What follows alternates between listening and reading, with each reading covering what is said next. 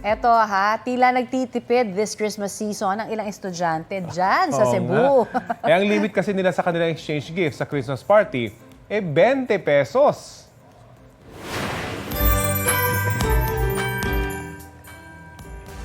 Budget-friendly rin tuloy ang regalong natanggap ng mga estudyanteng yan sa University of San Jose Recoletos. Pero nakatanggap ng 2 talong, sardinas, at noodles. Ayon po sa uploader na si Chesna, naging masaya naman ang kanilang party. May pa-performance din ang mga estudyante at games na candies and biscuits ang papremyo. Relate naman dyan ang netizens na nag-share ng kanilang exchange gift experiences.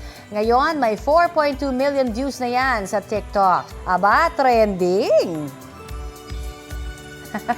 Nakakatuwa. Oo, tipid-tipid talaga. Oo. No? Tsaka, di ba, hindi kailangan mamahalin yung regalo. Correct, Di ba? Para oo. magkaroon ng masayang okasyon katulad nitong pag-celebrate. Yun naman ang masaya doon, yung exchange gift. Talaga may makukuha ka. Oo. At surprise. At, yun yes. yun ang nakakatuwa doon. Eh. Ano At pa yung yan? creativity talagang lumalabas Correct. dyan Oo. sa mga ganyang pagkakataon. Ikaw ba? Yung nagregalo ng talong. Anong pwedeng gawin doon?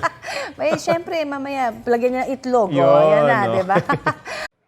Mga kapuso, para sa mga maiinit na balita, mag-subscribe sa GMA Integrated News sa YouTube.